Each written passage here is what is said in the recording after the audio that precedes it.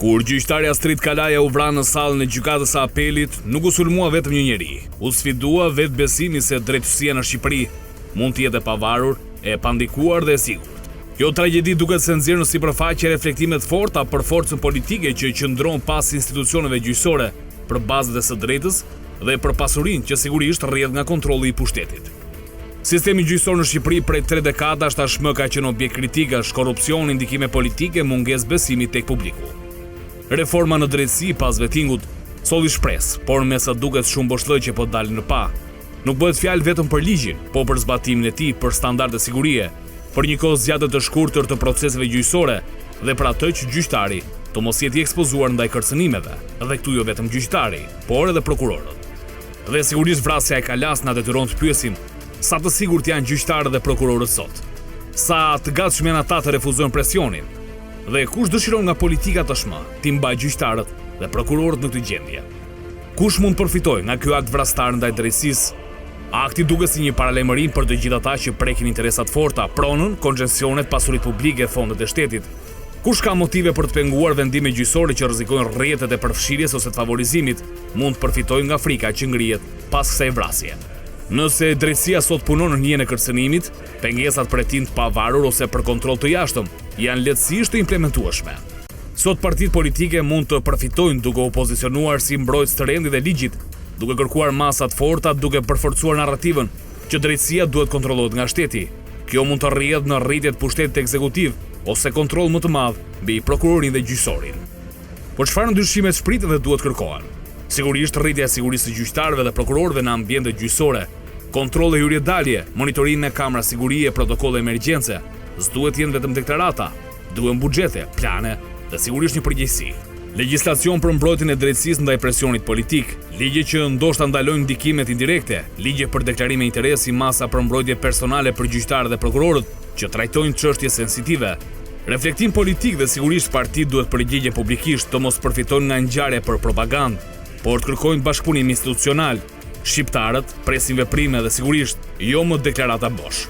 Vrasja Astrid Kalas është një pikë thesë në historinë e drejtësisë në Shqipëri. Ajo ekspozon prishtësinë që ekziston në sistemin e drejtësisë, por gjithashtu hap mundësinë për të parë se kush vërtet dëshiron një drejtësi të pavarur.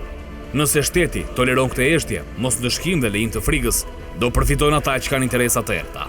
Nëse reagimi do jetë transparent, i fuqishëm dhe ligjërisht i paprekshëm, mund të jetë fillimi i ri për një drejtësi që shqiptarët mund të besojnë sërish.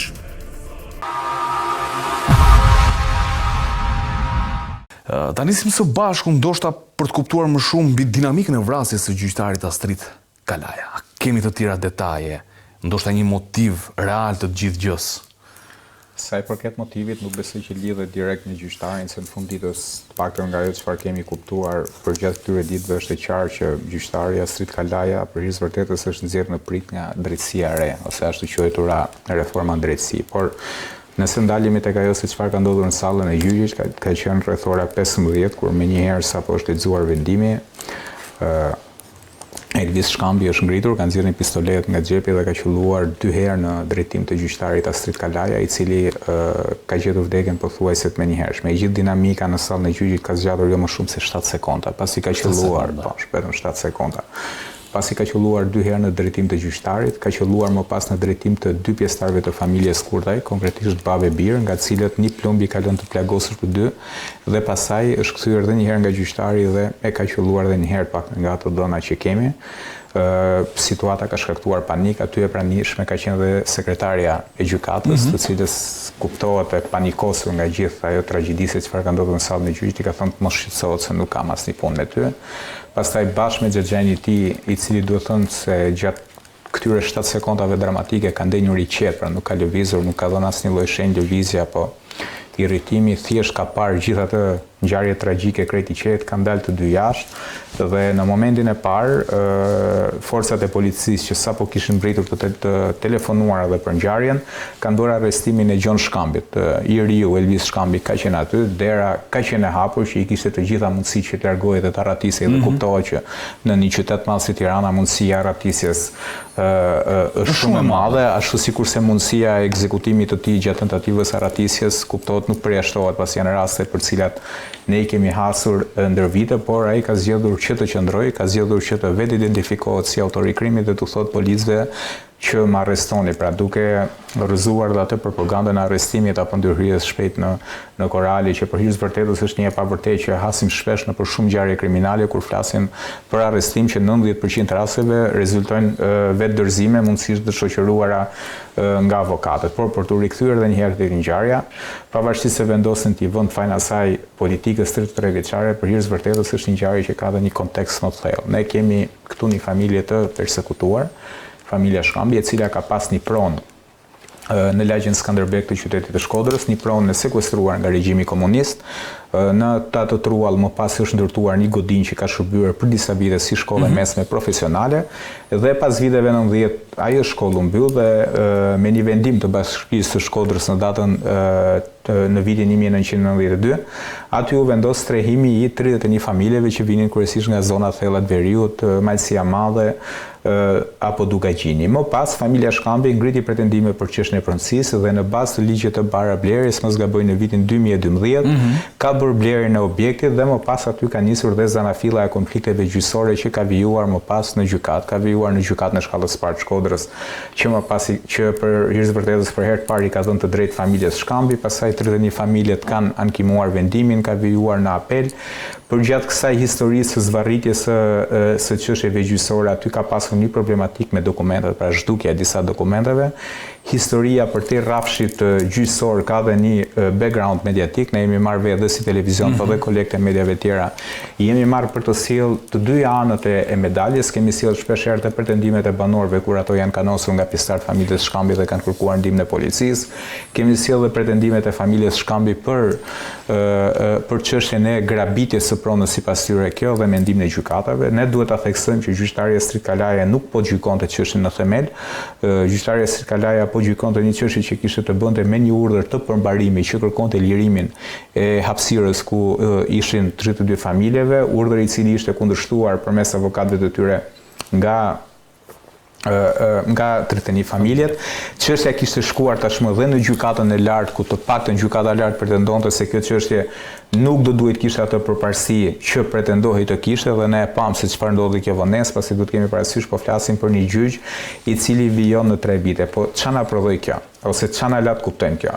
E ndoqa me shumë kurreshti djetë të gjitha fjalimet dhe pretendimet që u ngritën në mbledhjen që mbajtën gjyqtarët, dhe po gjëja Sokol Sadushin dhe mu duk sikur Sokol Sadushi kreu gjykatës lartë po fliste në ditën e tij të parë punës, edhe jo si njeriu që ka të paktën 30 vite që është në instancat më të larta të drejtësisë së vendit. Ka përjetuar gjithë tranzicionet. Bëri një skaner dramatik të situatës në drejtësi, ndërkohë që ka vite që po na reklamohet reforma në drejtësi si investimi më i madh përgjatë këtyre 32 viteve. Por e vërteta është që këtë platformë të reformës në drejtësi nuk ka planuar ta zbatojë asnjë vend tjetër. Rasti më konkret është rasti i Maqedonisë Veriut, Zoran Zaevi, i cili refuzoi që ta implementonte, por ajo çfarë më bëri më shumë përshtypje mua në gjithë histori është hipokrizia për t'ia vënë fajin publikut edhe qytetarëve, saqë tha mediat e kanë fajnëmër, jo nuk e kanë fajin mediat. Nëse ka një njeri që të paktën muajt e fundit ka atakuar me emër gjyqtar dhe prokuror, është kryeministri Edi Rama, qoftë prokurorin Eca Gjeli, gjyqtarin Azbi Balliu, gjyqtarin Ligor Raqtoshi. Mos harrojmë, janë dy precedent të rrezikshëm që ne duhet t'i kthejmë edhe që na lidhen në mënyrë të pashmangshme këtë. Shumë shkurt e kam. E para janë fjalimet e zotit Rama në parlament në raport me prokurorin Arjan Doj. Dhe ne gjithë e pam se si e prokuror pak muaj më pas ra prej një atentati. Pak rëndësi kanë rrethanat apo dinamikat, po unë besoj që ajo çështje do duhet të hetuar pak më shumë në atë drejtim. Pse erdhën ato sulmet në atë kohë, kush ishin arsyet, a lidheshin ato arsye me atë dosjen e fundit që ne po lexojmë për tjetërsimin e pronave. Po është edhe një rast tjetër që vlen përmendet dhe që shumë pak e kemi theksuar edhe në këtë studio, dhe nuk e kam hasur as unë vetë, nuk e kam cituar si argument, që është argument që duhet të theksohet.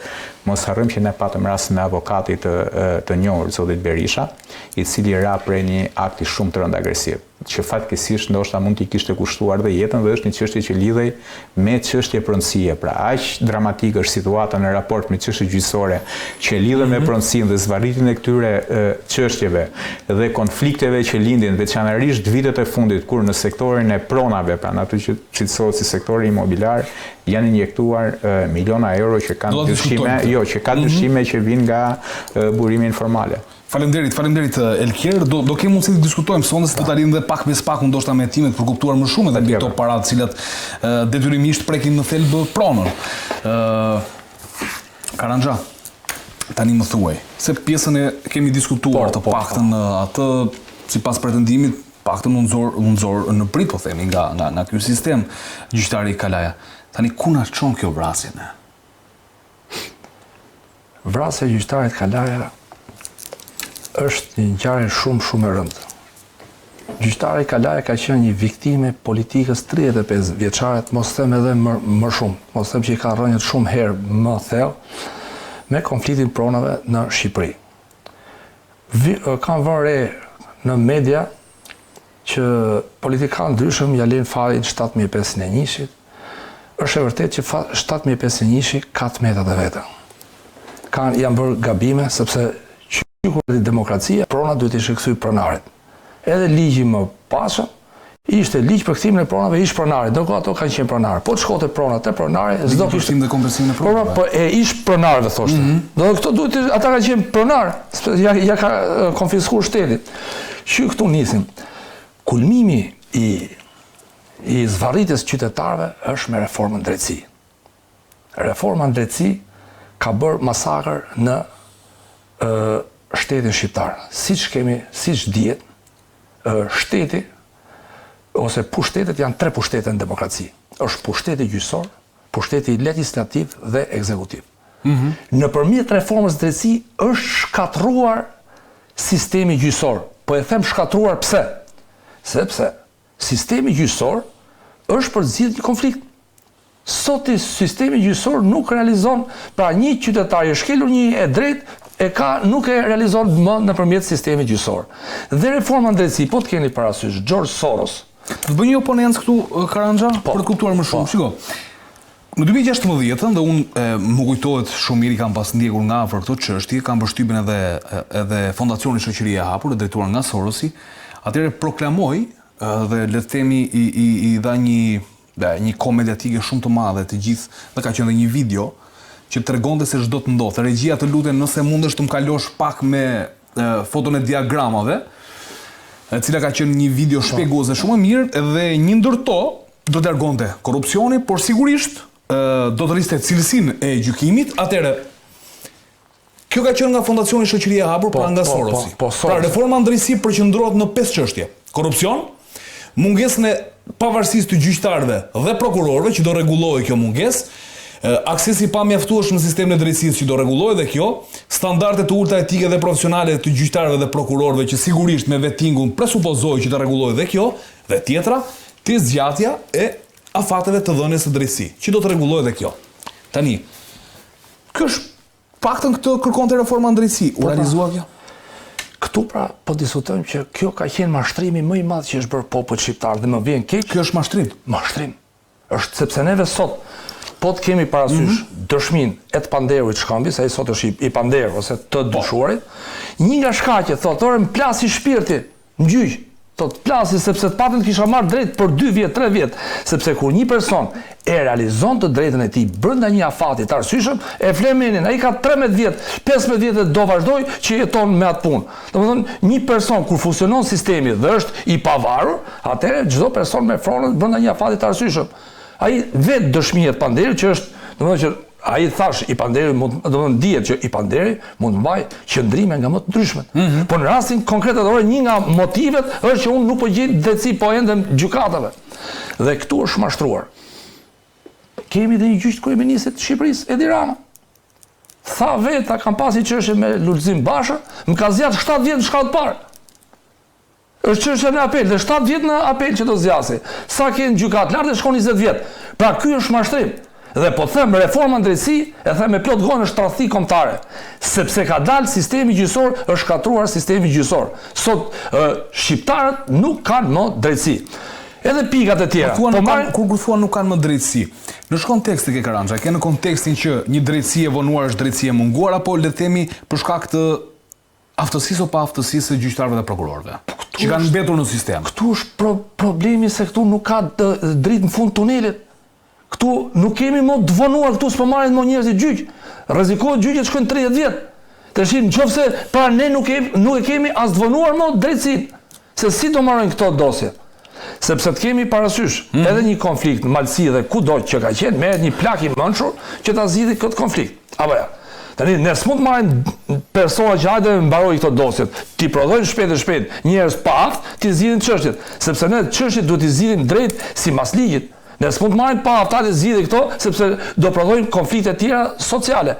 Reforma në drejtësi ka hequr profesionistët. Dhe për shkak Si rregullohet Karanja? Si rregullohet kjo që ka ndodhur? E para Do të ç'bëjmë reformën në drejtësi, të rikthejmë në sistem të gjithë, le të themi, të shkarkuarit, të rivetingohen, pra të rikalojnë dhe një herë në filtra të gjithë gjës, apo na duan magjistrat të rinj tifuz, nuk e di domethënë çfarë duhet injektojmë në këtë sistem. Mendimi im i parë është, neve duhet evidentojmë problematikën.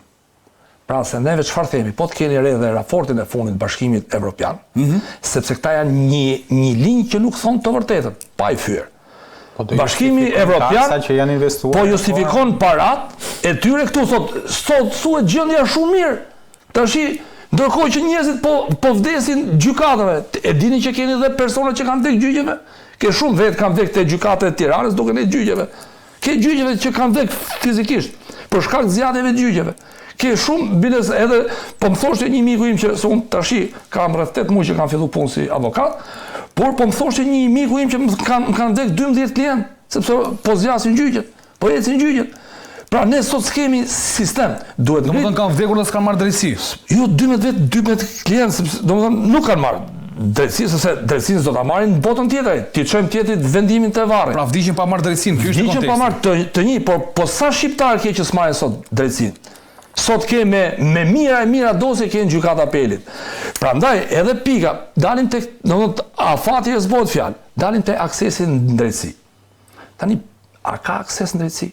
Çfarë nuk kuptojmë ne me akses në drejtësi për shembull? Me akses në drejtësi që do thotë që qytetarit ketë gjykatën afër, ketë shërbimet e drejtësisë afër që të realizojë drejtën të bëjë një padi, të bëjë një kërkesë ndryshme. Ka apelin në Tiranë. Tropoja Baramsure ka apelin në Tiranë. Është mungesë aksesi. Po është sepse një qytetar do marri fugonin, do shkojë atje, ti ja ke largu, ai ishte gjykata në Tropoj. Ai ishte gjykata e Lushnjës. Gjykata e Lushnjës, po ju them, ka qenë gjykata ndër më të vjetra në Shqipëri. Ka qenë që në kohën e 1912-s, që është bërë që në kohën e pavarësisë. U shkri, gjyqtari i Lushnjës, qytetari i Lushnjës shkon Fier. Qytetari i Krujës vjen Tiranë. Edhe diçka tjetër. Edhe një diçka, edhe ndarja administrative. Shkon qytetari i Kuçit Vlorës, Vlora shkon bo padin Lushnjë, s'ka bo vakin njerë. Pa shkon nga Vlora shkoj në Lushnjë. Ndërkohë që në çdo kohë, edhe në kohën e turkut, Vlora ka pasur organet e veta administrative dhe historike, pra këtu është dëmtu historia, por dhe praktikisht i ka humbë atit qytetarit aksesin dhe e fundit, gjykata e apelit, që ka ndodhur ngjarje. Janë gjithë gjyqet e gjithë Shqipërisë shkojnë në gjykata e apelit. Ka qenë godin në kohë të diktaturës, ka qenë për zjarfikse, që ka pasbulu zonën 1, të kesh parasysh lagjet e vjetra të Tiranës, ka një lagja 1 dhe lagja 2, që ka qenë zjarfikse dhe lagjet. E përshtatur për gjykata apeli ka shku gjithë Shqipëria. Sot dosjet janë jashtë standardi dhe rrezikohet që dosjet e para edhe fizikisht s'ka ku mbajnë, rrezikohen për shkak të lagështirës të prishën, po ka prova, ka gjëra dhe ne do kemi konflikte tjera sociale. Do na zhduken pra dokumentat. Sepse qytetari, duke menduar që është gjykat, ka lënë dokumentat origjinale aty. Siç ndodhet dhe me rastin Shkambi, kush e ka marrë, unë thotë i kom paraqit në gjykat. Prandaj neve kemi shkatru sistemin e drejtësisë dhe duhet ndërhyrje direkte. Jo thonë ndërkombëtarët këtë e lujmë. Si do bëhet ndërhyrja? Se më në qoftë se do ma japësh një moment të dytë për të që të vazhdoj dhe me Desha ta vazhdoj pak edhe unë të kjo, se kam dhe unë 2-3 argumente, se kur duhet kemi parasysh që ato raportet hartohen në Bruxelles, po ato nuk e din fare që në Burrell nuk ka më gjykat fare. Tani çka ka ndodhur? Në moment që nisi heqja e gjykatave nga rrethet, nuk u mor përsipër risku që kishin disa rrethe të caktuar. Por ka disa rrethe që kanë probleme theksuara në raport me krimin e organizuar. Është Mirdita për shembull. Është një zonë një problematike edhe për shkak të disa hasmërive që ka. Është Tropoja që ka trefise që vazhdojnë aty mbi 20 kusurit. Zona e Malësisë Madhe që ka shumë probleme veçanërisht në raport me çështjen e kanabizimit apo me çështjet që lidhen me hasmërinë. Është Kurbini, gjithashtu një zonë mjaft problematike në raport me këtë drejtim. Gjithashtu dhe në jug të vendit kemi Tepelenën mjaft problematike, veçanërisht sa i përket kultivimit kanabisit apo dhe zona të tjera Saranda me zeveratit. Pra nuk pati një studim të mirëfillt në këtë drejtim. Dhe kjo çfarë sjell? Kjo sjell rritjen e kostove për mira qytetar për të pasur akses. Tani në theth u bën një aksion. Me të drejtë shumë banorë që kanë pretendime për palishmërinë e aksionit të duhet zbresin deri në Shkodër. Nga Shkodra, kur çështja kaloi në apel, duhet vinë deri në Tiranë. Edhe unë ndaj bindjen e plot, nëse çështja ku ka ndodhur krimi do ishte gjykuar në gjykatën e Shkodrës, nuk do kishte ndodhur ajo vrasje. Pse? Për shkak se policia lokale, për shkak se punonësit lokal të gjykatave, duke ditur se sa sensitive dhe sa delikate janë disa çështje, duke ditur se sa problematike janë disa individ të caktuar që vinë nga fisë të caktuara që mund të kenë pasur probleme me persekutimin dhe se sa të ndjeshme do kishin marrë masa shtesë, ndërsa në Tiranë është çështja shumë burokratike. Nuk i kuptojnë ato ndarjet e thella që ka pasur për këtë çështje në Shkodër dhe kjo histori që ka zgjatur prej vitesh. Përtej kësaj, në 2013 ish ministri i Brendshëm Samir Tahiri dhe zoti Rama me një vendim, me një VKM të thjeshtë bën që siguria në gjykata të mos ishte më përgjegjësi direkte e policisë shtetit, por angazhuan më shumë dhe policinë private. Më pas, Ilirian Guardkart apo ka ardhur me zotin Leshaj dhe më vonë. Por çfarë ndodh? Janë skandaloze letrat e KLG-s për shtimin e masave të sigurisë. Ne kemi parë që kur ka protesta, qoftë në Thuman apo qoftë në Dukat, ne kemi dyndje të madhe të forcave të policisë shtetit për shkuar për të çuar këto protesta. Ore gjykata është institucion jetik për një vend. Në 97 nuk ka ndodhur vrasje gjykatësi, përkundrazi, ne në 97 mbaj mend historia e një gjykatësi nga Tropoja, mos gabohem, vjen keq që nuk po e mbaj mend emrin, që ka mbrojtur me automatik gjykatën e Sarandës, nuk ka lëvizur për të paktën një muaj nga zyra, ka mbrojtur me automatik gjykatën e Sarandës.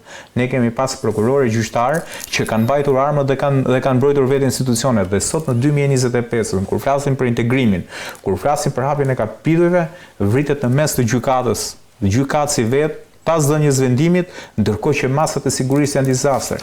Ka qenë aq i madh numri telefonatave që kemi marrë përgjatë këtyre ditëve për konflikte të çështjes pronësisë, saqë nuk e imagjinon dot. Aq i madh është mbledhja në raport me këtë se çfarë ka ndodhur me sistemin e drejtësisë, ne duhet kemi parasysh vakanca që krijoi vettingu përgjatë këtyre viteve andi, ka bërë që Shqipëria të ketë numrin më të vogël të prokurorëve dhe të gjyqtarëve me 1000 banor në raport, por kundër kësaj ne kemi problemin më të madh në rajon në raport me vrasjet, në raport me pastrimin e parave, në raport me konfliktet e pronësisë dhe në raport me konfliktet familjare. Mërinë diçka këtu. Tani, ne pam të gjithë së bashku me gjithë shikuesit një mbledh të papar, një lum komentesh që u derdhën në rrjetet sociale kundër drejtësisë, por që duke glorifikuar një lloj forme, duke stimuluar atë se çfarë bëri Elvis Shkambi duke vrarë gjyqtarin. Tani sigurisht unë besoj që nuk ishte tipikisht për gjyqtarin kjo. Të paktën nuk kështu e perceptoj. Dhe nuk do doja kurse si ishte për gjyqtarin, se s'mund të jenë ai lum komentesh me qindra mira komentesh kundër një gjyqtari që sa çështje mund të ketë shqyrtuar. Tani pse gjithë ky mbledh? Ndaj sistemi do ta quaja. E para fare mbledhja nuk ka lidhje, unë besoj që edhe ekzekutimi nuk ka lidhje fare me gjyqtarin. Unë gjykoj që Elvis Shkambi aty do kishte ekzekutuar cili do gjyqtar që ta jepte atë vendim. Ne duhet kemi parasysh edhe kontekstin se është një ngjarje shumë delikate dhe shumë sensitive për ta komentuar ndoshta edhe me logjik ftohtë. Elvis Shkambi ishte 30 vjeç. Kishte lindur në 95, ndërkohë që konflikti për cilin Elvis Shkambi mori një jetë njeriu dhe mbylli de facto dhe jetën e vet kishte nisur 3 vite më herët. Kishte nisur 100 vite në 92. Edhe vetë ky gjyqtari, Astrid Kalaja, karrierën e kishte nisur në vitin 93 në Shkodër. në momentin që kishte nisur edhe zanafilla e këtij konflikti. Pra çështja është shumë komplekse. Çështja është që ne kemi miliona euro të hedhura për reformën në drejtësi që për llogaritet një shifër të paktën rreth 400 milionë euro që është nga taksat, një pjesë e mirë nga taksat e qytetarëve europian edhe të qytetarëve amerikan, por ndërkohë çfarë na del? Na del që pas gjithë këtyre viteve ne kemi institucionet e drejtësisë, gjykatat dhe prokurisë që janë në gjendje të degraduar sa i përket infrastrukturës. Sa i përket pasaj çështjes së sigurisë, është një çështje alarmante që këtu është absurde, ruhen më shumë ekspozitat apo godinat e universiteteve që harxojnë miliona euro për çështjen e sigurisë, ndërkohë që në universitet nuk është regjistruar asnjë ngjarje kriminale, madje as vjedhje regjistrat, ndërkohë që këtu që luhet me fatin e jetës së njerëzve, ndërkohë që këtu që luhet me çështje kaq sensitive ku në lojë janë pasuri me vlerë 100 milionë euro, siguria është në nivel alarmant edhe për këtë duhet të ketë dikush përgjegjës. Është dikush përgjegjës për faktin që aty është një burr i moshuar 60 vjeç, po përgjegjësia nisë është hierarki tani. Nëse ne kujtojmë kur u vra Klodian Rasha, ministri i Brendshëm zoti Llesha me gjithë të mirat edhe me të këqijat apo me ato përshtypje që ne kemi për punën e tij që për perceptimin tim ka qenë shumë Gazit Lotciellës. Por ministri i Gazit Lotciellës për hir vërtetës se dha dërheqjen. Dhe tani duhet një dërheqje, duhet një akt. Nuk do të pritet reagimi i kryeministrit Edi Rama që të reagojnë ministrat e linjes, qoftë i brendshmi apo qoftë ministri i drejtësisë. Ministri i drejtësisë ka vëllari sa u vendos, akoma nuk është ambientuar me detyrën që ka. Dhe një nuk e kam për këtë. Dërheqja është akt. Nuk lidhet dërheqja se ti mund ta kesh marrë detyrë. Kush e bën? Normalisht dërheqja duhet të jetë në Këshillin e Ministrave, por për te kësaj, unë e shoh edhe pak më të rëndë se sa dërheqja. Në reagime pash diçka, u vendos theksi tek çështja e kodit penal për mbajtjen pa leje. Këto zotërit do të na thonë, a do diskutohet më çështja e heqjes së dënimeve për jetë pas ngjarjeve që ka ndodhur? Se nuk u fol fare për këtë pjesën. Edhe Rama dhe ministrat folën thjesht për kodin penal dhe diskutuan çështjen e forcimit ligjit për mbajtjen pa leje, që për mua është një nga ligjet më korruptive në këtë vend, për shkak se nuk e përcakton thotë nga 3 deri në 7 vite. Por ndërkohë nuk folën fare për çështjen e dënimeve për jetë që unë gjykoj që është thembra e akilit te kodi i ri penal dhe vetëm arsye sepse po ndryshon kodi penal. Okej. Faleminderit Elker, durim sërish me të tjera çështje që kemi për sa i përket çështjes drejtësisë. Gjithë ky mbledh ndaj sistemit. Ndërkohë, sot qarkulloi edhe një, të lutem regjia në 409,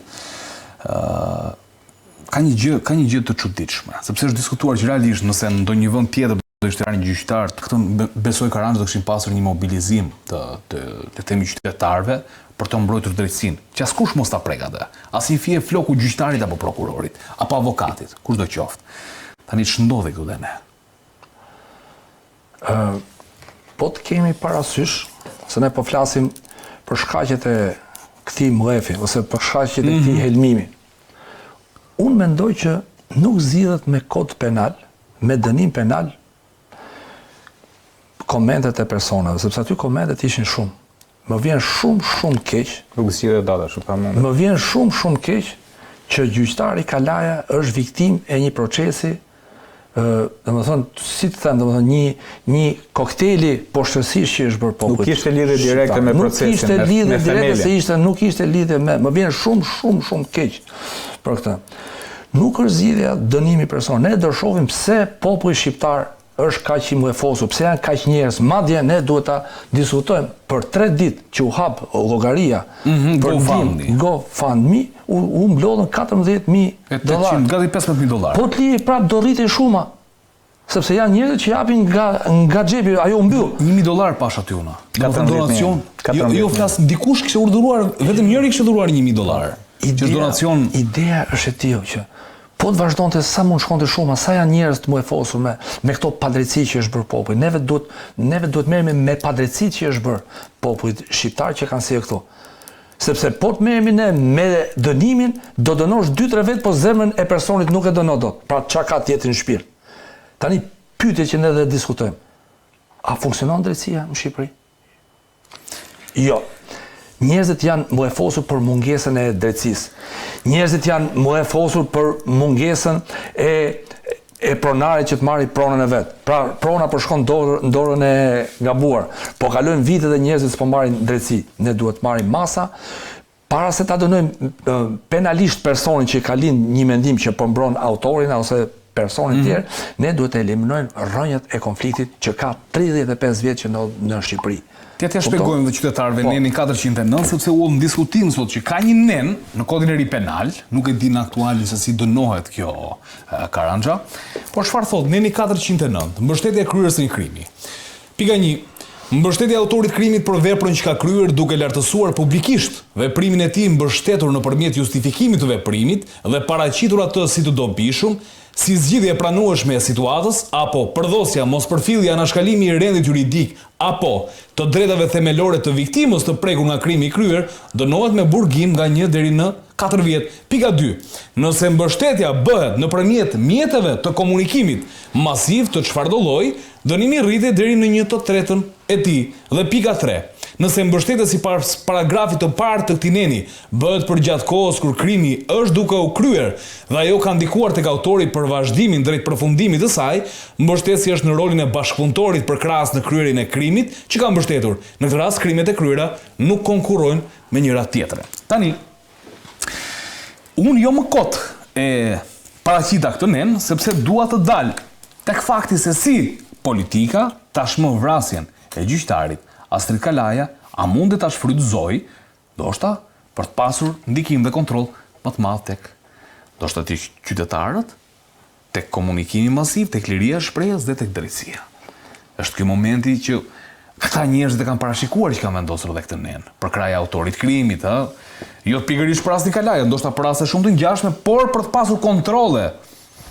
Problemi sot ne siç e diskutojmë, sepse është siç thash edhe raportet e ndërkombëtarëve paraqisin reformën në drejtësi si arritje. Pra, paraqisin si arritje dhe ecjen para luftën ndaj korrupsionit e gjitha. Ndërkohë që realiteti, e thashë më parë, është krejt ndryshe. Dhe kjo dënimi penal i një personi që është mjeti i fundit juridiko penal, pra është mjeti i fundit dënimi penal. Neve duhet marrim masat të heqim problemet që kemi në popullin tonë. Dënimi është gjë tjetër. Tani, është parashiku apo jo, këtë nuk mund ta them. Por po them këtë tjetër. Ne kemi problem pronash në Shqipëri? Kjo është pyetja. Kemi problem qytetari, a mund të brenda një afati të arsyeshëm të realizojë drejtën e tij të shkelur? Jo. Pra, kush e ka bërë këtë punë? E kemi dhurat nga fondacioni Soros. Dhe më vjen keq, sepse Sorosi që ka bërë këtë problematikë në Shqipëri ka përdorur dhe taksat e taksapaguesve të Shteteve të Bashkuara të Amerikës. Dhe sot, siç e dini, në Amerikë ka nisur një hetim për fondacionin Soros, siç jemi në djeni, dhe SPAK-u urgjentisht duhet nisi hetimin për paratë e fondacionit Soros që janë përdorur në Shqipëri. Janë $400 milion të hedhura ose më saktë të shpenzuara për reformën në drejtësi. Thua t'ja ka kërkuar amerikanët dumanit? Unë mendoj se po. Parat, sepse që të thanë dënimi është i fundit. Dënimi është i fundit, pra një person e mbështet publikisht është gjë tjetër. Po kjo e zgjidh problemin, që të shtojmë numrin e të dënuarve. Jo, ne duhet të eliminojmë problemin. Eliminimi i problemit kush është? Ato 5 tabelat që mashtruan popullin shqiptar të bëhen realitet. Dhe si mund bëj, ja u ke 5 ashtu. Po. Të bëhen realitet. Bëj këtë realitet dhe mos anë. Fateve të vënës në drejtësi si zgjidhes ose pse është stoku i pafundëm. Stoku i pafundëm i dosjeve, domethënë 150.000 i vëmë janë 150.000 dosje zyrtarisht, por unë them që janë më shumë. Një. Si mund zgjidhet, se dalin të zgjidhen? E para duhet pranu dështimi i reformës në si totalisht. Ja e pranuam. E dyta, duhen marrë rastet e largimit profesionistëve në mënyrë pardrejtë, janë larguar profesionistë për shkaqe banale. Se kemi diskutuar edhe herë tjetër për personat që bën vettingun. Për personat që bën vettingun, mund t'i themi dhe në mënyrë kronologjike kush janë, nuk kanë integritet moral dhe profesional. Si mundet një person pa integritet moral dhe profesional të heqë profesionistë, sepse këtu në lisaja. Dhe futja e këtyre mund të bëhet kjo tani që gjyqtar dhe prokuror, të cilët realisht mund të jenë shkarkuar për shkaqe ku diun, banale më ta them banale. A mundet që kjo të ndodhi pra, sepse i bie të xhbëjmë ato paratë taksapaguesve amerikanë, i bie që e xhbëjmë. Ajo duhet xhbër sepse rrezikojmë fundosjen më thellë akoma. Po mirë, nuk mund të zgjidhim magjistrat të rinj ose mendim sa ligjor në çdo.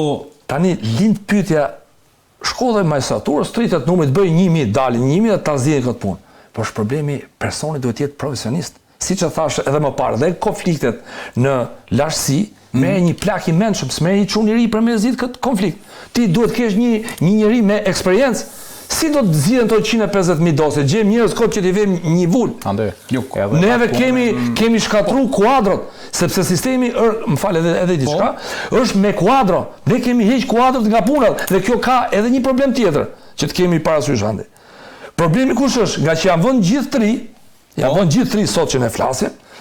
Mas 30 vjetësh kur këto dalin në pension, prap mas 30 vjetësh do kesh sistemin bosh. Sepse dalin gjithë në pension në mënyrë me njerëz, janë gjithë pak a shumë gjithë në moshë. Sepse ne kemi prerë rrjedhshmërinë e sistemit. Që vjen mosha çdo vit. Ne hoqim gjithë i prem sharr, tash i vën tri. Po këto jetë gjatësi e personit, sepse edhe dhe me ligj, dalja në pension është 65 vjeç e gjyqtarit, mund shkojë edhe 67. Këta i bi që dalin gjithë pension, njëkohësisht atë ngelet vendi bosh. Ndërkohë që ne kishim një rrjedh që i vjetri mëson prej vjetit, madje edhe një gjyqtar i ri duhet mësoj nga i vjetri, nuk është turp. Edhe unë kur zi, gjot pyes ty, për shembull vin në studio, ku do e ve këtë, do më thosh ti. Edhe gjyqtarët e vjetër mësojnë trit. Neve i sharrum gjithë dhe tash i bëjmë. Tash si mund bëhet një profesionist? E qartë. Si mund t'i themi një personi bëu me etik, kur ai është rrugaç? Tash më vjen keq. Këto janë gjëra që krijohen vite. Pra ne kemi shkatruar, pse po them është shkatruar sistemi? Është shkatruar një histori e drejtësisë. Pra njerëzit mbështesin njëri tjetrin, i vjetin mësonte triun me etikë të gjitha. Faleminderit Kalanxha. Jo, ka një problem kjo edhe futja e të rive kështu se nëse do kemi futje masive të rive me shkollën e magjistraturës që drejtohet nga Arben Rakipi, e para ne kemi parë se si kanë ndodhur ato procedurat e provimit në raport me studentët e shkollës së magjistraturës. Se mbi gjitha i bie që këto të futen pa filtr. Kush e përjashton mundësinë që ne aty të kemi kamikaz, që nesër mund përdoren si kamikaz brenda sistemit drejtësisë, në raport me ekonominë, në raport me biznesin, në raport me politikën. Ka pas grupe kriminale që kanë investuar tek magjistratë të caktuar që të dilin prokurorë dhe gjyqtarë dhe të kishin për interesat e tyre.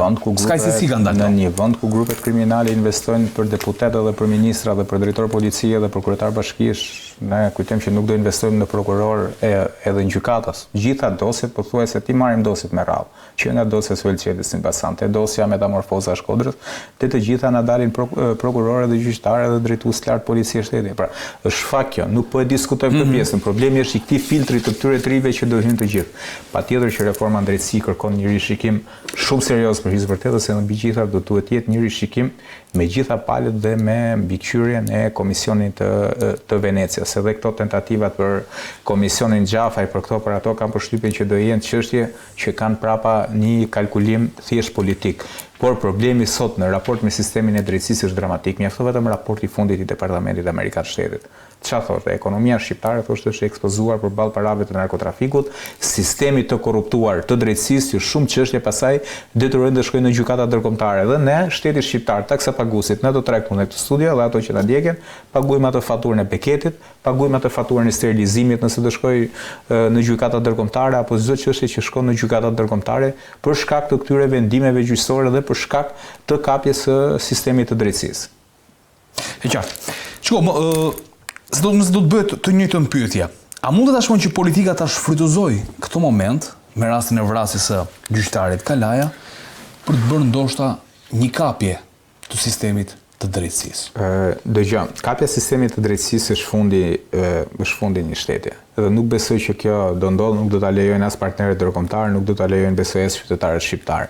Qytetarët shqiptar për hir të vërtetës e pritën edhe e mirëpritën reformën e drejtësisë dhe e mbështetën për hir të vërtetës. Por problemi është që produktet e kësaj reforme për hir të vërtetës deri tani kanë çuduar. Sepse kam i përshtypjen ne duhet ta themi këtë. Reforma në drejtësi u lidh më tepër me ngritjen e SPAK-ut dhe gjykatës posaçme. Kështu u perceptuar shumë. Po, është saktë. Dhe kuptuan dosjesh ndodhin në gjykatat e rrethave. Në momentin e ngritjes së reformës në drejtësi, aty ka pasur dhe një agjend propagandistike. Kur kemi parasysh janë hedhur miliona euro, normalisht që një pjesë e mirë e këtyre parave kanë shkuar edhe për efekt propagandistues, propaganda edhe për efekt statistikash. Sot e kësaj dite për shembull na është ngulmuar një fakt që 70% e shqiptarëve mbështesin reformën drejtësisë. Ka qenë një sondazh, është kapur një pikë e këtij sondazhit, është përpunduar. Barometri ka mbështypur në Euronews që do. Barometri dhe është spinuar në media dhe duket sikur 70% e shqiptarëve, por ndërkohë ky 70% e shqiptarëve që kanë dhe këto shqiptarë që hakorrehen në rrjetet sociale pas vrasjes së gjyqtarit. Dhe në perceptimin tim, sondazhi më i mirë është ky sondazhi për hir të vërtetës në rrjetet sociale ku njerëzit dalin me emër, dalin me zë, dalin me figurë, edhe shprehin atë revoltën e tyre. Ne për fat keq nuk e kemi luksin që ta shprehim revoltën në rrugë për shkak se ne e kemi pasur eksodin më dramatikun në gjithë Ballkanin, që ne të kemi ato njerëz në rrjetet sociale të zhvendosur në rrugë. Por unë besoj që është në leverdin e të gjithë krahëve politik që ne të kemi një sistem drejtësie të konsoliduar, se pastaj në momentin që ne do kemi një sistem drejtësie të kapur, askush nuk do ketë më imunitet, dhe për këtë jemi të sigurt. As brenda mazhorancës sa do e fortë jetë ajo, as në kampin opozitar. Unë besoj që interesi i të gjitha palëve është që sistemi i drejtësisë të jetë i konsoliduar, të jetë i fortë edhe mbi gjitha të jetë eficient. Problemi ne sot e kemi me eficiencën, është dramatike. Qartë mirë se gjatë diskutimit që bëm, ndoshta dalin edhe tema dhe po diskutonin ndoshta edhe për çështjen e pastrimit të parave, ndikimi që po ka, nëse mund të ma vazhdojë pak logjikën që nise për sa i përket pastrimit të parave në Shqipëri, ndikimit ndoshta që ka në raport me ekonominë, me drejtësinë. Unë do t'i referohem thjesht deklaratave të ish numri 2 qeverisë, zotit Arben Ahmeta, i cili është shprehur në 2 episode të ndryshme, një në një intervistë për kolegun ton televizionin Sotin Qimpeka dhe një intervistë tjetër për një investigim italian Rai 3 që tha: e para kanabizimi ka qenë një projekt kombëtar dhe gjithë ne që e njohim këtë fushë që punojmë media, qoftë edhe avokati që dikur ka qenë vetë pjesë sistemit drejtësisë, e dim se çfarë ka prodhuar kanabizimi, një faturë tragjike sa i përket numrit të vrarëve, sa i përket eksodit, sa i përket familjeve që sot janë me mira familje, që sot janë peng i sistemit drejtësisë për shkak të përfshirjes së tyre në çështjen e kanabizimit të vendit. Për të ardhur pasaj tek pastrimi i parave, unë gjykoj që nizis ka me amnistin, me atë thirrjen që Edi Rama bëri për amnistin, ajo thirrje për hir të vërtetës nuk ishte për emigrantët shqiptar, të cilët përgjatë atyre, po themi, 25 viteve, i kishin pjesën më të madhe të pasurive, i kishin të deklaruar dhe shumë pak prej tyre mund të kishin para në kujtoj ndoshta audiencës, që bëni thirrje që deri në 2 milionë euro nuk kishin nevojë të deklaronin. Aty nisi dhe kjo po na puzzle-in për këtë po na plotësojnë përgjimet e SKECC. Ato po na plotësojnë atë pjesën që mungonte nga gjithë kjo historia pastrimit të parave. Nëse ne shohim euron që është në nivelin më të ulët historik, nëse ne shohim ato kulla që ngrihen por janë bosh dhe nuk kanë as 10% të drita vendesur, nëse ne shohim komplekset masive të ndërtimit ku çmimet nuk përkojnë me realitetin ekonomik as të familjeve shqiptare as të emigrantëve. Se edhe një emigrant që jeton ti e vet, ke prindit emigrim Greqi, nuk besoj që ato e kanë luksin që ta blejnë një apartament në Tiranë me 2500 me 3000 euro metri katror, ndonë se kanë 30 vite që punojnë. Kur ndërkohë në Athinë e marrin me një çmim shumë herë më të arsyeshëm.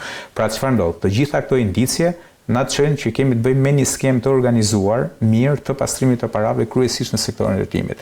Dhe këtë na faktojnë dosjet e SPAK-ut, të cilat flasin qartë për grupe kriminale, të cilat investohen për të marrë leje në ndërtim. Dhe pothuajse në të gjitha dosjet, qoftë dosja e Çopjave, qoftë dosja e Çeleve, qoftë dosja e Durrësit, na del në skemë episodi pastrimit parave përmes lejeve të ndërtimit, të cilat ne duhet ta themi që prej paktën prej më shumë se një viti janë monopoli kryeministit Edi Rama për objekte që janë mbi 8 kate sipër. Për kuptuar dhe më shumë se sa sensitiv është, na bëri raporti i Departamentit Amerikan të Shtetit, që tha qartë që pastrimi i parave të narkotrafikut ka ekspozuar ekonominë shqiptare përballë rrezikeve shumë të rrezikshme. Sikurse është vrasja sipërmarrjes lirë, rënja e euros, minimi i raportit në raport me partnerët ndërkombëtar. Por çfarë ndodh dhe diçka? Ajo çfarë të bën përshtypje në gjithë histori është që institucionet nuk kanë bërë asnjë veprim konkret. Thash, pastrimi masiv i parave këtu ka nisur në 2019 dhe ka vijuar, po themi, deri në 2024 kur erdhën goditjet e para nga SKECC. SPAK-u, një institucion që u ngrit si ai ka reformës në drejtësi, nuk ka një dosje të vetme të nisur në raport me këtë drejtim, apo për të nisur për një grup kriminal që ka piknisje të drejtim. Unë besoj që në këtë histori janë përfshirë dhe institucionet financiare. Nuk besoj që kjo ndodh pa ndërhyrjen e Bankës së Shqipërisë. Unë gjykoj që disa VKM të kryeministit Edi Rama që lidhen me çmimet e referencës, që lidhen me rritjen e taksave për çështjen e ndërtimeve, lidhen pikërisht me këtë. Është rasti i fundit po lidhen, janë disa çështje që favorizojnë sipërmarrës që nuk e kanë mundësinë që vetë t'i paguajnë disa tarifa të kripura dhe do detyrohen që të kërkojnë ndihmë tek eksponenta apo tek grupe kriminale. të cilat e kanë aksesin që të injektojnë miliona euro. Dhe nuk e besoj që lidhet vetëm me grupet kriminale shqiptare, dhe ta them arsyeën pse. E para ne kemi një dosjen e Antonio Gallus që erdhi për investimet e Ndragetës. Besoj që u kujtohen ato përgjimet, që do investojmë kulla në Tiranë, metri katror do shkojë deri në 5.000 euro, dhe për hir të vërtetës, ajo është formzuar, pra ato përgjime që dilin në ato dosje për pritshmëritë e këtyre që kishin për pasimin e parave, të paktën del sikur tani është formzuar, pra është realitet. Kemi kulla ku metri katror shkon deri në 5.000 euro, por ndërkohë na doli që këto ishin biseda që zhvilloheshin mes pjesëtarëve dhe bashkëpunëtorëve të Ndragetas. Është një episod tjetër që lidhet me Meg Gonigal.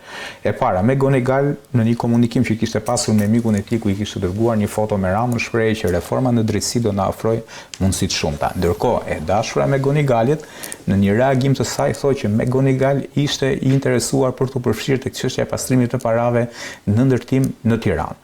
Për të ardhur më pas tek raporti i Dashit, i cili për hir të vërtetës është një skandal. Janë edhe mediat ndërkombëtare, madje një media The Sun bën një shkrim që thotë që një grup kriminal pastron para 500 metra larg zyrës së kryeministit Edi Rama dhe vetëm 200 metra larg ambasadës amerikane. Ku kanë qenë institucionet deri tani? Qoftë drejtoria pastrimit parave, qoftë Banka e Shqipërisë, qoftë SPAK-u. Dhe për hir të vërtetës është një fakt që ne duhet ta pranojmë. Sa i përket sekuestrimit të aseteve të krimit organizuar, unë kam vënë re që muajt e fundit, prokuria përgjithshme që gjithë ne kemi na temuar si një institucion përgjumur, ka pasur një bilanc më të mirë se sa SPAK-u. Okej, do ta sqarojmë Elkir.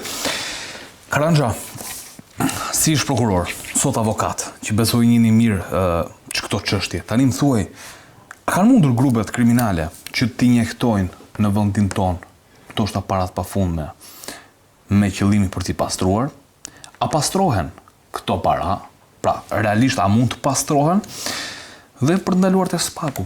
Ç'po kërkohet nga SPAK, se duket një qasje amerikane që thot grupet kriminale dhe pastrimi parave, po që po jam shohim kështu fort kësaj pjese. Tani, siç kemi parasysh, presidenti i Shtetit të Bashkuar Donald Trump ka marrë një fushat në luftë kundra drogës. Dhe grupet kriminale të drogës janë barazuar me grupet terroriste. Pra, siç më sakt, po të keni parasysh me rënien e kullave që u akuzu Bin Ladeni, sot grupet kriminale të drogës kanë të njëjtët procedurë që ndiqen nga agjencitë ligjzbatuese të Shtetit të Bashkuara të Amerikës. Siç dihet,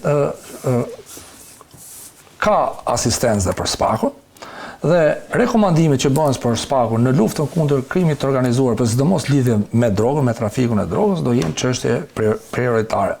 Tani duhet kemi parasysh që kemi të bëjmë me një trafik internacional, janë provat sepse po të kemi parasysh parat vinë nga shitja e drogës dhe droga, pjesa më e madhe e saj prodhohet në zonën e Amerikës Latine, dhe vjen.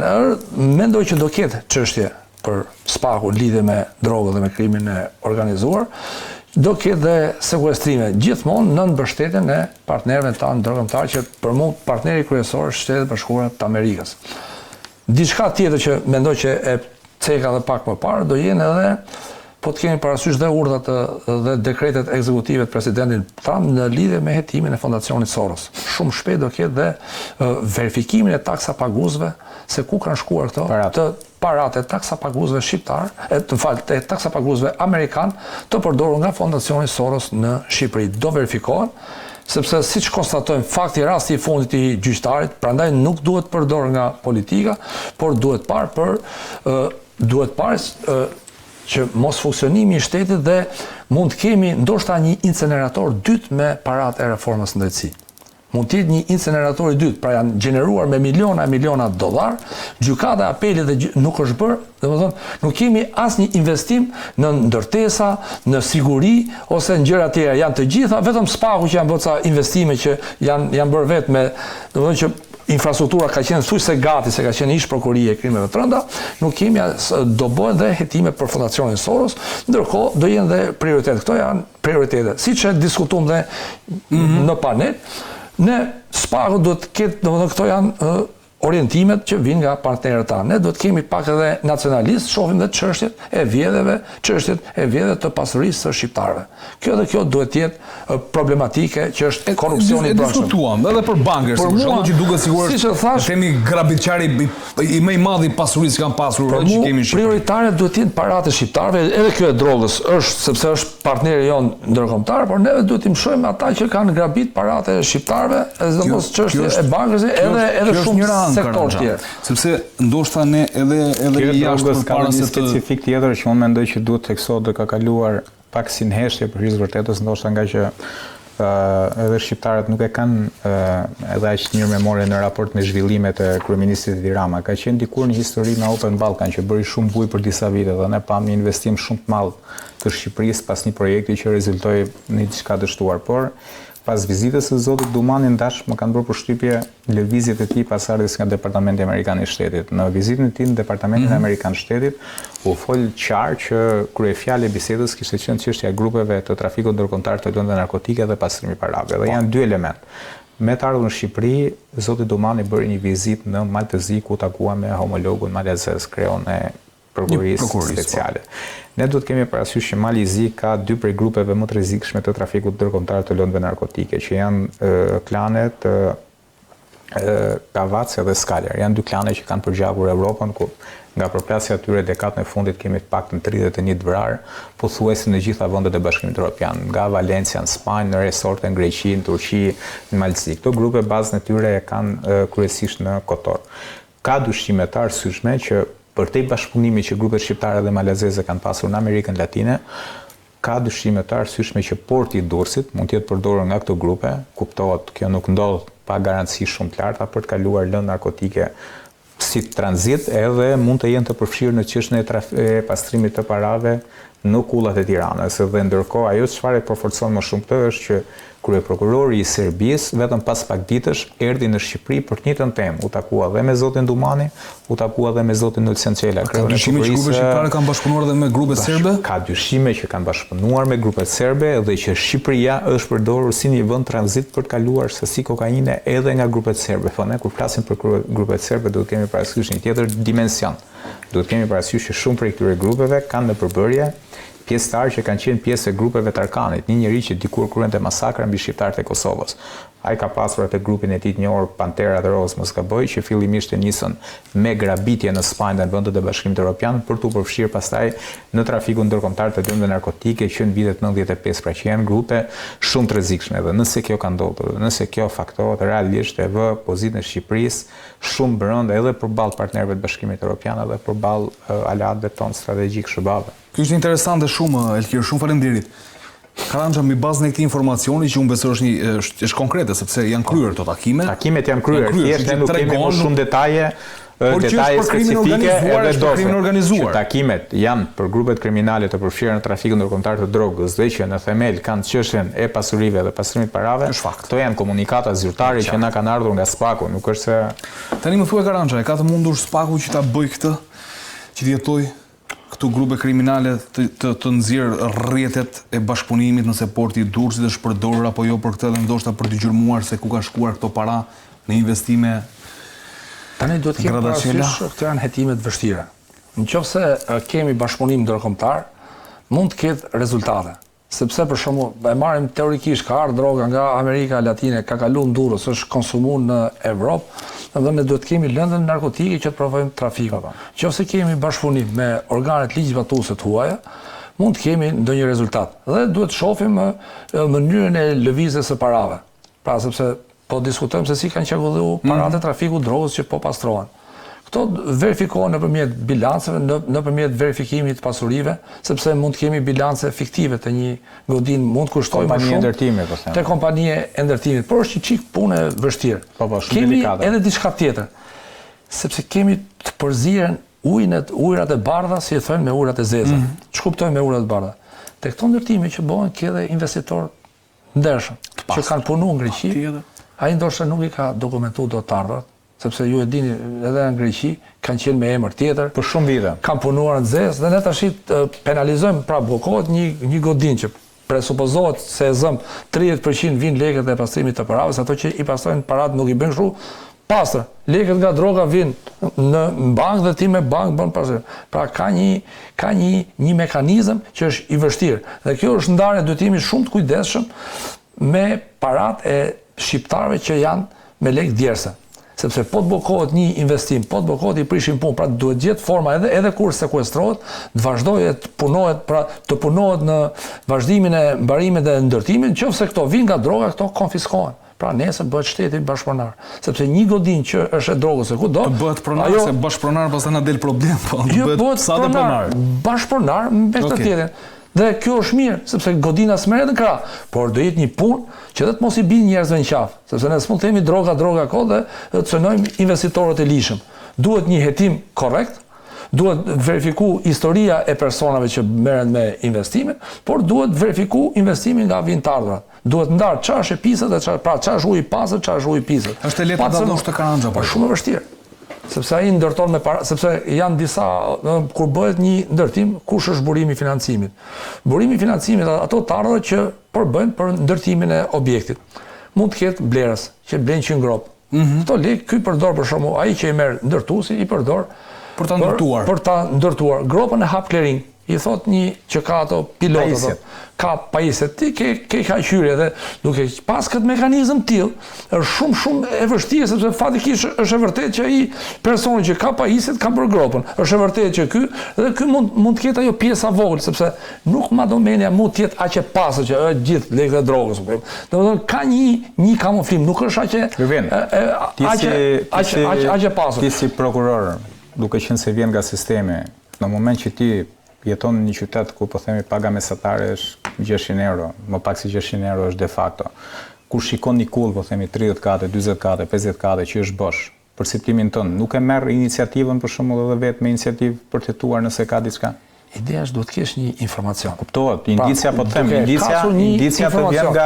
indicia të vjen nga këto dhëna për të kuptuar, duhet të futem në logjikën e prokurorit për ta kuptuar si ndodh. Ndjekja penale fillon kryesisht kur ka dhëna dukshme në media. Për shembull edhe në media flitet për një rast në mënyrë të, për shembull dhe rasti i Bankësit që po të kemi parasysh, po marr rastin e Bankësit pa e paragjykuar, domethënë është çështje në hetim. Dhe Bankësi është kthy 3 herë nga Spaku. 3 herë është kthy çështja nga Spaku. Shkote Spaku, prokuroria e Fietit çotën Spaku thoshte s'ka vepër dhe pushoi. Tash ka qenë edhe mediat kohët e fundit, po të kemi parasysh që i frytore ka ndodhur kjo dhe u detyru Spaku e ka mbajt dosin. Ta mbaj, se shpau mos kompetenca dhe e mban. Dhe në rastet që bëhen publike, për shembull për një kohë të caktuar, për diçka, duhet fillojnë hetimet. Po hetimet konkret për këtë investigimin për Aruban, është një gazetar italian, Nelo Trocchia, i cili ka publikuar në një libër dhe pretendon nga burimet antimafjes dhe nga burimet të prokurorëve belg që kanë pasur një hetim konkret për dosjen Black Eagle, është një dosje që vijon gjyqi, për cilën vijon gjyqi në Belgjik dhe kemi parë disa pasazhe që janë të shkëputura nga konteksti dhe është e vështirë që t'jap një formulim të saktë pa e lexuar dosjen, por ndërkohë aty diskutohej që janë takuar përfaqësues të krimit organizuar, janë takuar me 2 përfaqësues qeverisë dhe në themel të debatit dhe themel bisedës ka qenë pikërisht çështja e pastrimit të parave në sektorin e ndërtimit. Tash duhet të kemi parasysh se po flas gjithmonë nga ana penale, që një person të jetë pjesë e krimit të organizuar, duhet të jetë dënuar për nenin 333, flas gjithmonë juridikisht. Nga ana, domethënë ana operative ose ana e mediave dihet një person, pra duhet të kemi parasysh ndryshe është një person i dënuar penalisht për atë vepër, ndryshe është një person që ka dhëna. Tani kur ka një dhënë mund të fillojë një hetim, dhe bëhet po duhet të jetë gjithmonë konkret. Për kulla, për vende konkrete dhe për emra konkrete, kuptova. Konkret dhe kulla. Pra, do të thonë që të kemi një krim i organizuar, duhet të shohim, për shembull te rasti Arubas. Duhet të shohim një diçka. Kush shërbimi huaj ka bërë këtë përgjigje? Që ta di. Cilët partner? Kush janë partner? Po, cilët janë interesa që shihen pasqyrë e partnerëve. Edhe reforma në drejtësi është mbështetur nga BE, po edhe në BE kemi vende që s'na duan. Absolutisht që po. Pavarësisht se jemi aleat NATO. Pra këto mund ndikojnë, pra këta kanë ndikuar në shkatrimin e sistemit të drejtësisë. Pra ne duhet shohim nëse video është e plot apo jo që është bërë atje. Duhet pa burimin nga vjen e s'vjen. Pra duhet jemi pak thellë, jo që ti sa i bëri një lajm, jo ta masakrojmë ose mos ta hetojmë ato që bëri lajmin. Por ne duhet marrim vesh konkretisht çka kanë që ti afrohemi, se mund të jetë dhëna nga shërbimi sekret që ne nuk mund t'i përdorim. Por kemi pasojën kënej, pra janë dhëna që kanë dalë në media, mund t'i verifikojmë, mund të nisi një hetim për verifikim. Por duhet kemi parasysh që personat që janë të dënuar me krim të organizuar të kenë nenin 333 dhe 334 të kodit penal, që të dënuar, janë dënuar. Dhe janë organizata kriminale, banda të armatosura, ose grupe të strukturuara kriminale që janë të përsaktuar. Tani, informacionet është detyrë, prandaj janë dosje të vështira, së shkrim internacional. Pra, duhet një punë dhe duhet pa dhe këtë, se neve shqiptarët edhe politike duhet bëhemi pak kombëtar, jo çdo gjë ta zgjidhin ndërkombëtarët. Pra problemet tona që kemi këtu brenda duhet t'i zgjidhin vetë.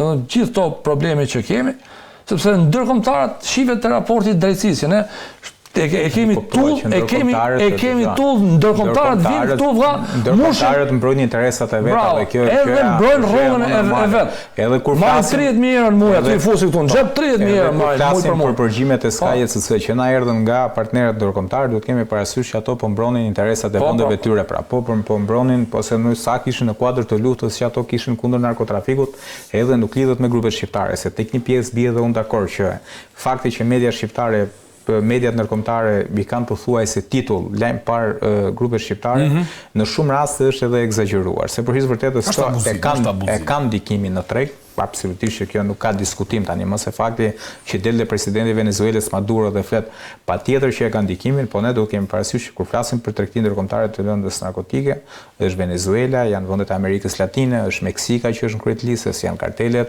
e lindjes, veçanërisht ato ruse, janë ato italiane, janë turket, greket, por në këtë histori për hir të vërtetës në këtë hartë është futur dhe Shqipëria, por nuk është Kosova. Rasti konkret që po flasim, nuk është në këto përmasa, nuk është Maqedonia e Veriut në këto përmasa.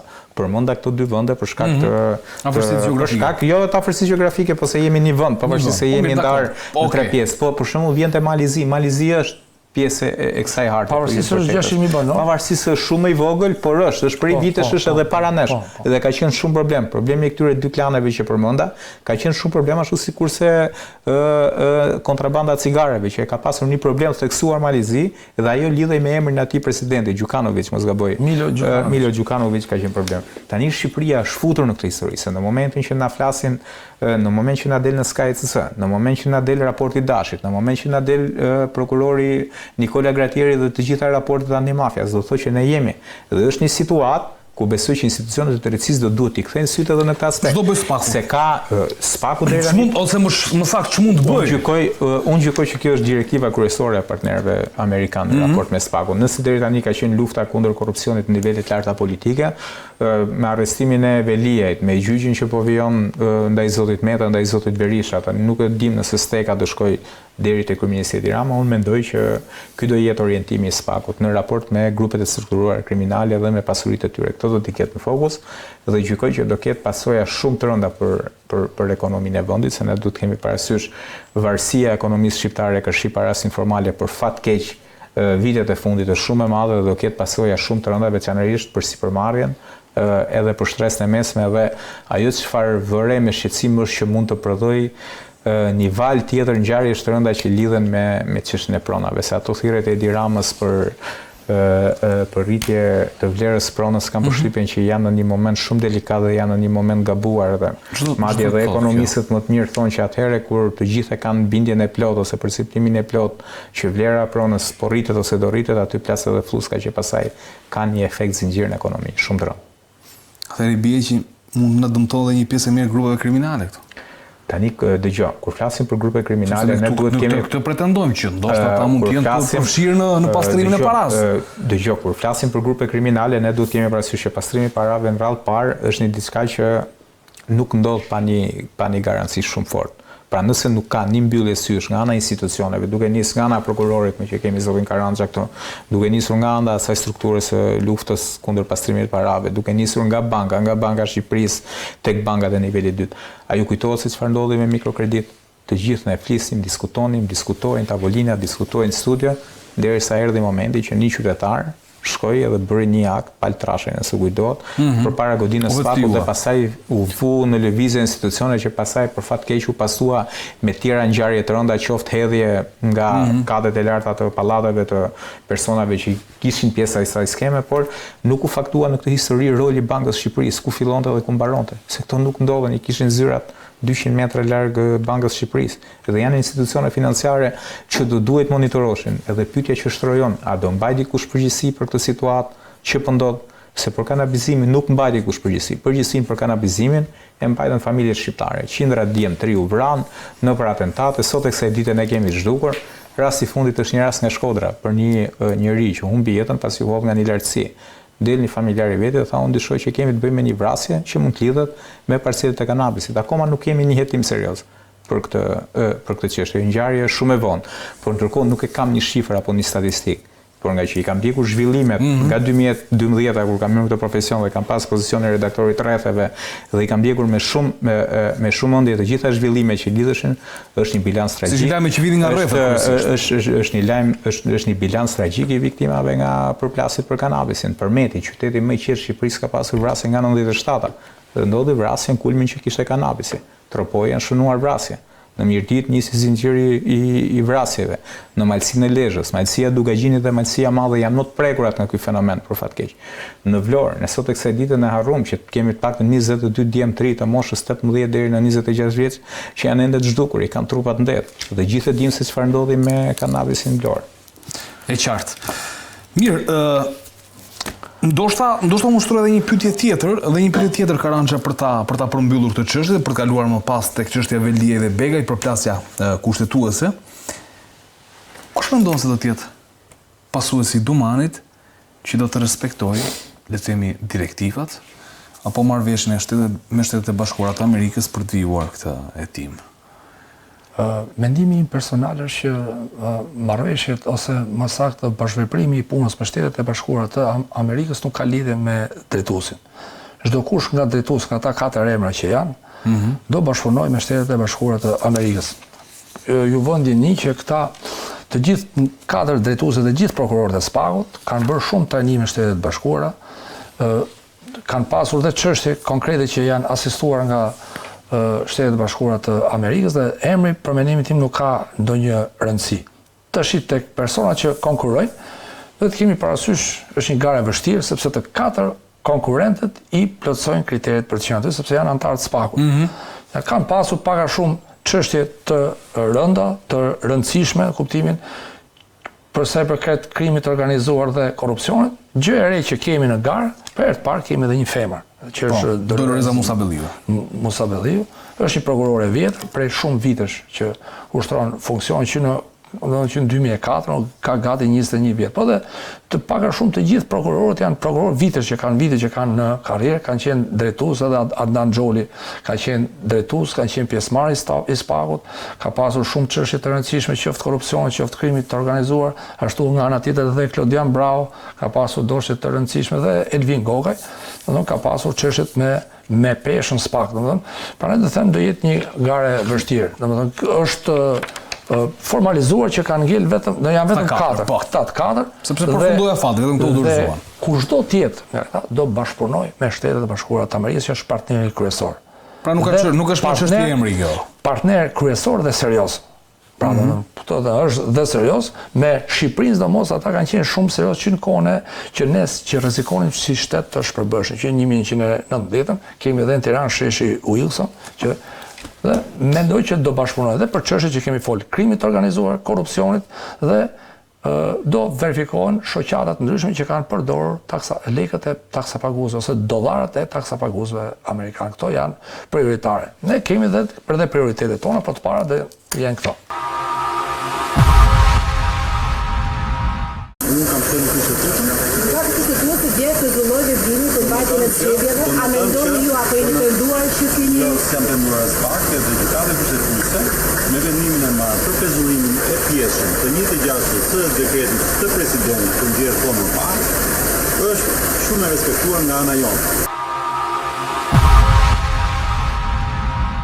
Ky është reagimi i presidentit Begaj për sa i përket dekretit që ai dha për Bashkinë e Tiranës, një le të themi dekret që urzuar nga gjykata kushtetuese. Karanja, nga pikpamja ligjore, çdo thot kur rrëzohet një dekret i presidentit nga gjykata kushtetuese. Këtu nuk kemi rrëzim, më sa po kemi pezullim të dekretit. Është sepse duhet kemi parasysh.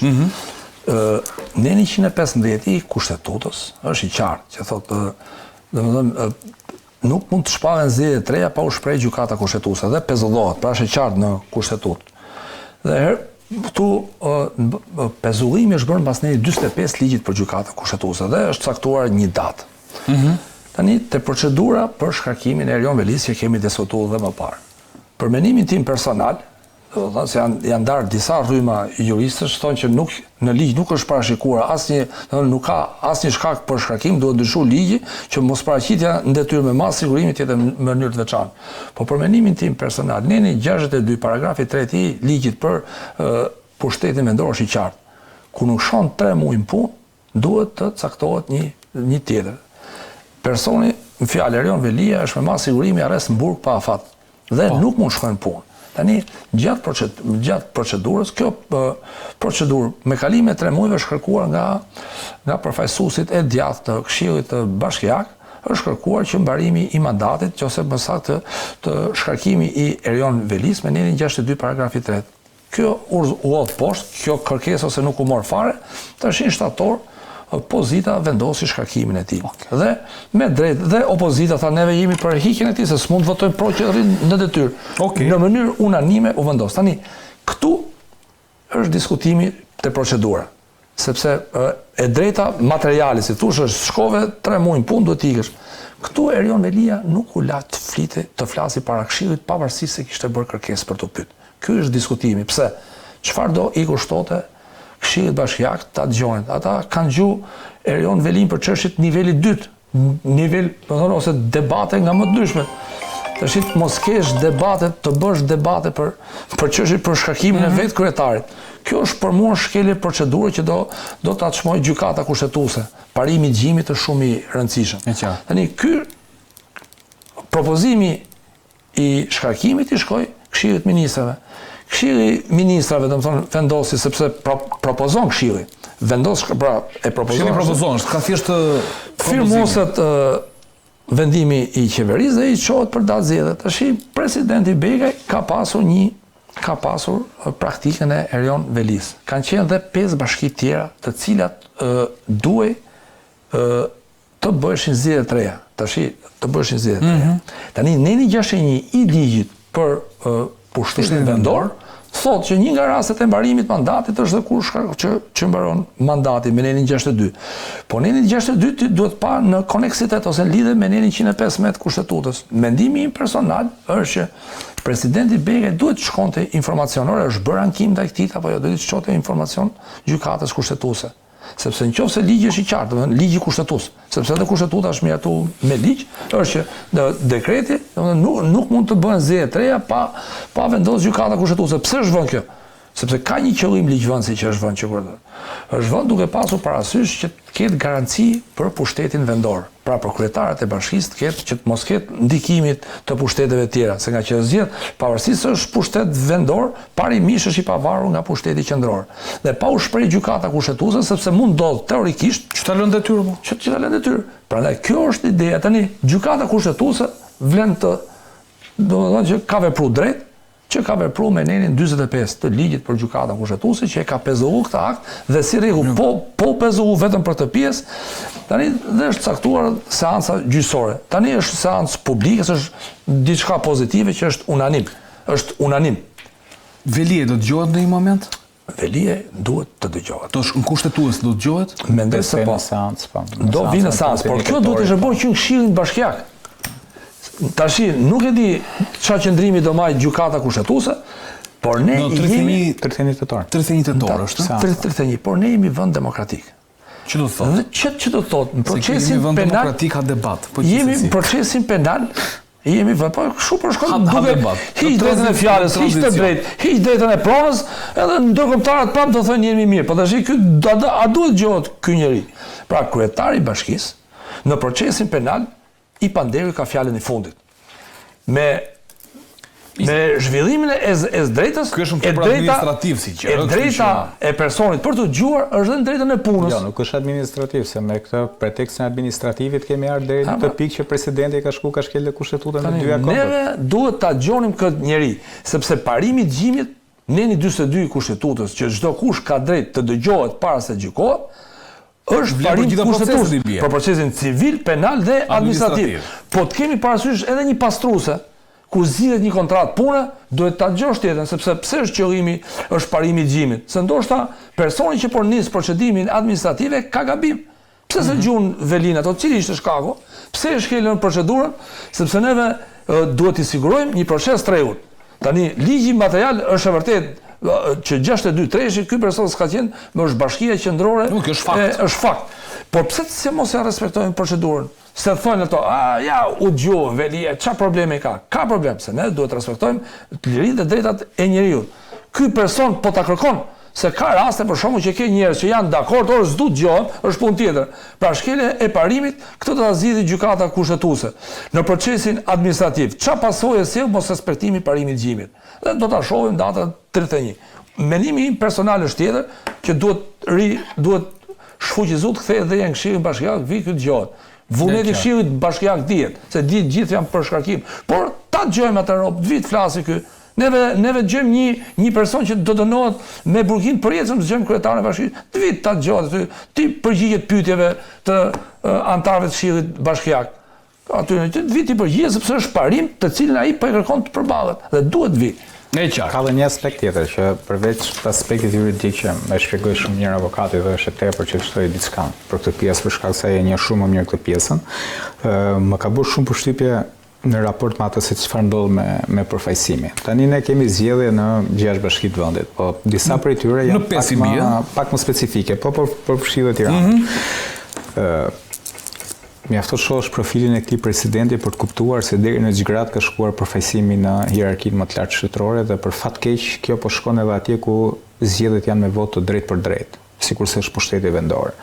Bashki si Vlora, Durrësi apo Tirana që janë ndër bashkitë më të rëndësishme në këtë vend, dikur kanë pasur në krye të tyre persona me profil shumë fort politik. Bashkia e Vlorës ka pasur Shpëtim Gjikën, një i cili i fitonte zgjedhjet dhe kur Partia Demokratike ishte në apogjeun e saj, flasim vitin 2007 edhe më vonë.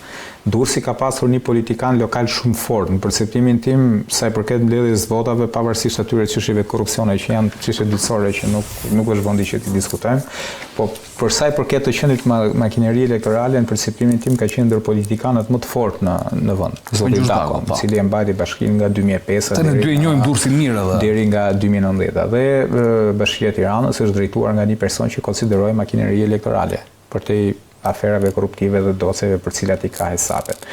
Çfarë ndodh? Nëse ne sot do shohim profilet e kryetarëve të këtyre bashkive, në Vlorë, tani pas shkarkimit të atij ambasadorit, ne kemi me një njerëz të komanduar. Do pritet të jetë më shumë gjas një grup kandidatja që mund të fitojë të zgjedhje përballë një kandidati të pavarur që opozita po e mbështet. Në Durrës ne kemi në krye të bashkisë një njerëz që nuk e ka stofin politik apo as ambicin politike dhe as atë makineri elektorale, nuk është ajo makineri elektorale që ishte zoti Dako, që është Emiriana Sako, pavarësisht se është bashkëpunëtore e vjetër e tij. Ndërkohë njëjta gjë po vjen edhe në Tiranë, do kemi në krye të bashkisë të Tiranës një njerëz që për hir të vërtetës nuk është se është testuar ndonjëherë në aspektin elektoral, me votë drejt për drejt, madje mendoj që kjo është hera e parë që Ogerta Manasirliu gjykohet me votë drejt për drejt nga qytetarët, pavarësisht se është në parlament mos gabojmë nga 2009 apo nga 2013. Çfarë do thotë ky Elkir, ky krahasimi që mora tani? Jo, ky krahasimi që mora është përtej uljes së nivelit të përfaqësimit, unë këtë e lidh shumë me aspektin ekonomik që kanë këto bashkitë.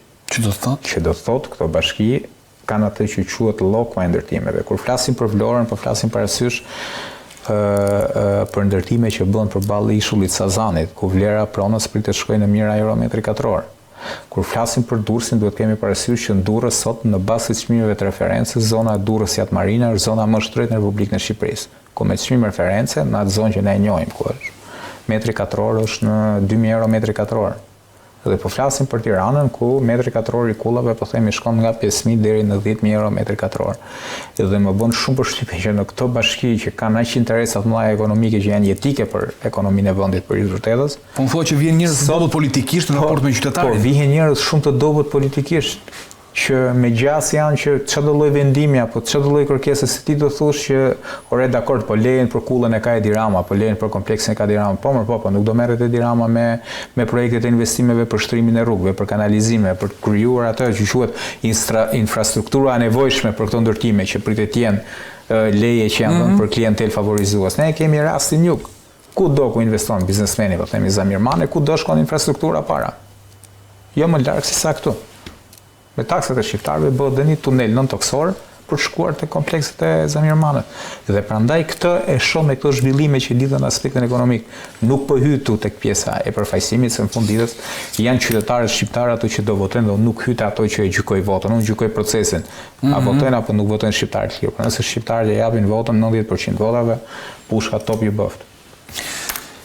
Ato që ndodhi me Begajn, si e kuptove? Sepse u duk si shkele kushtetuese. Realisht do dhe ishte, domethënë, përsa kohë gjykata kushtetuese të thotë që shiko se te ky dekreti, ti zotëri ke bërë gabim, sepse nuk e respektuar nenin 115, tani me çfarë ma lidh këtë më? Ka një diçka. Me një staf juristësh të dobët që punojnë në presidencë. Ilir Osmali nuk besoj që është jurist i dobët. Ilir Osmali mund të gabojë ndoshta me vedije, po që ti themi Ilir Osmali është i dobët, Ilir Osmali është nga ato që në 2011 ndikoi që Bashkia e Tiranës i kalonte Partisë Demokratike pas 3 mandateve që ishte Edi Rama kryetar bashkie. Pra është një nga mjeshtrat e KQZ-s. Është një nga mjeshtrat e KQZ-s dhe të legjislacionit. Më bëri shumë përshtypje, ndoq artikulimin e tij në opinion edhe më bëri shumë përshtypje këmbgulja në gabimin që kishin bërë, po që qartazi ishte një gabim i vetëdijshëm për qëllimet është e vështirë të flasë. Është një situatë që nuk po e lexoj dot ende këtë nxitimin e kryeministit Rama në raport me këtë zgjedhje. Se në fund ditës ne kemi një president tropoj, Reci Biberi është dënuar, nuk është në detyrë që përpara riavendimit, po në krye të Bashkisë Tropojit, dhe atje as nuk u mblodh Këshilli Bashkiak për të kërkuar shkarkimin e Reci Biberi dhe asgjë tjetër. Kemi pas dhe një precedent kur gjykata kushtetuese e ka cilësuar antikushtetues për shembull shkarkimin e Sefiles në 2019, që mori vendim qeveria për shkarkimin e tij me idenë që organizoi protestat kundër zgjedhjeve që kishte dekretuar KQZ-ja. Që kam pak të vështirë të kuptoj këtë nxitim të kryeministit Edi Rama në raport me Bashkinë e Tiranës. Nuk e lexoj dot, kur qartazi çdo gjë, të gjitha procedurat deri tani kanë qenë në shkelje, absolutisht gjitha. Ka ndonjë fitore të veliajt këtu? Shurtimisht? Është fakti që do shprehet. Është pak e vështirë të flasësh për fituese edhe për humbës në këtë histori. Kjo histori është shumë më komplikuar se sa na paraqitet ne në pamje të parë. Do të kemi parasysh që Bashkia e Tiranës është institucioni më i rëndësishëm në vend. Kuptohet pas kryeministrisë. Mini kryeministri që ai gjithmonë kuptimin. Është qeverim vetë sa i përket pushtetit. Po mini kryeministri po ta shohësh. Që ka pasur dhe ky pushtet ekonomik patjetër që ka qenë i ndërlidhur dhe inkluzuar me kryeministrin e vendit. Qoftë duke nisur nga çështja e inceneratorëve që ishte një çështje që nuk mund kalonte pa bekimin e të dyja palëve, pra edhe Bashkisë Tiranës dhe qeverisë. Prandaj unë shoh që shumë komplekse nuk e shoh arsyeshëm që të flas përpara se të fillojnë të dalin deklarata, përpara se të fillojnë të dalin dokumente, për të parë se si do jetë dinamika e kësaj përplasje, po themi, unë e shoh si një përplasje deri tani, po një përplasje në terma juridik luftë thotë. Në qartë. Faleminderit Keli. Fitoret e rinë velijet, gjikondi, nuhat diçka? Aspekti ligjor, ndoshta ty që tha. Në aspektin ligjor, velije po kërkon parimin e dëgjimit, siç e thash dhe më parë. Ai kërkon dëgjohet para se të gjykohet, thotë ai më dëgjoni. Pra, nuk e di se çfarë do fitojë me këtë, sepse partia e tij politike ka marrë një qendrim. Do bëhen zgjedhje dhe si rregull kur një parti, jo qoftë PS, qoftë PD, qoftë kur merret një vendim politik nga anëtarët e partisë do zbatohet. Tash ky mendon që të respektohet e parimi i dëgjimit. Tash se çfarë do fitoj me këtë, çfarë do ku do dalë di vetë ai kuptimin që sepse fati që e ka kërkuar dhe 2 herë me shkrim, ai kërkon që të respektohet parimi i dëgjimit. Kështu që neve nga ana ligjore duhet të respektohet ky parim. Shpresojmë. Kështu që nda 31 tetor neve presim që vedje, po do jetë mund ta dëgjojmë mediat, do jetë me median kjo? Tani besoj se po, do të jetë media aty. Besoj se po, për shkak të rëndësisë që ka si çështje. Edhe dyta nuk ka një sekret shtetëror se një diçka, kjo është çështje hapur. Tash te rasti i Velis çdo gjë ka dalë në media, po të keni parasysh, kështu që derisa doli dhe masa sigurime dhe blerjet e rrobave. Kjo doli dhe arrestimi u bë live media. Kështu që ajo punë, kjo nuk shoh një sekret shtetëror anë gjë. Thjesht nuk do jetë kasete gatshme. Jo, sekretet nuk i dim ne, po sekretet mbase i mban ai dhe ne i thot aty. Mendoj se është pak vonë, ne thot sekretet.